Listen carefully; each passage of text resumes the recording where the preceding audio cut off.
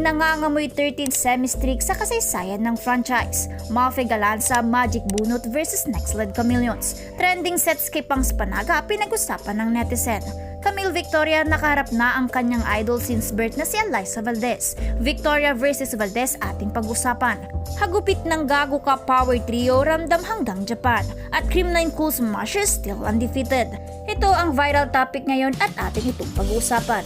Magical lang nangyaring laban sa pagitan ng defending champion Creamline Cool Smashers kontra sa Japanese system team na Nextled Chameleons.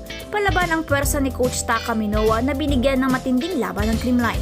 Ngunit nanaig ang veteran chemistry ng Creamline at piniga ang Nextled in just 3 sets sa mga score na 25-23, 25-16 at 25-21. Pinag-usapan ng netizen ng unang set kung saan tinambakan ng Chameleons ang Creamline sa pangunguna ni Joe Maraginot at Camille Victoria.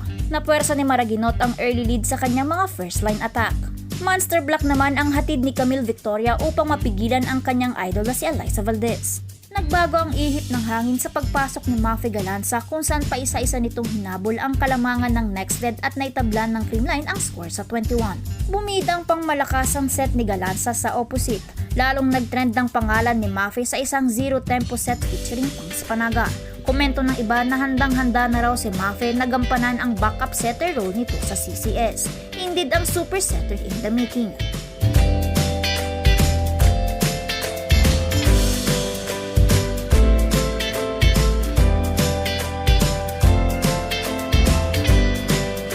Nagbabalik ang Gago Ka Power Trio versus Japanese system Nextled Chameleons. This game ay sila naman ang inirampa ni Coach Sherwin Meneses upang maibulsa ang 8 wins sa komperensya. Michelle Gumabaw taling 12 points kung saan most of her points ay naitala sa second set. 12 points from the bench ang ganap ni Kaloy kung saan nag-reyna ito sa ikatlong set. While Gemma Galanza is our player of the game taling 14 points. Coming from 9 attacks, 1 kill block at 4 service aces. Kung saan back-to-back aces nito ang tumapos ng laban. Mas lalong nagtrend ang pangalan ni Gemma kung saan pinagkaguluhan ito ng kanyang tagahanga dahil sa senaryong ito. Isang pambihirang rampaswag ang nagpaingay sa social media, trending to the highest level. Ang swag na hindi nakakasawa, yan ang swag ni Gemma Galanza. Ganda Lanza!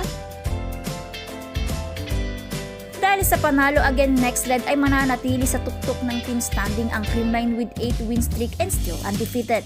At isang panalo na lang ang hinihintay para maging opisyal na ang 13th semis appearance ng Creamline sa semis, kung saan 7 dito ay manggagaling sa professional league. Salamat sa pagtutok mga ka-Spike. Sana nag-enjoy ka at sana di ko nasayang oras mo. Kaya don't forget to like and subscribe. Salamat sa suporta.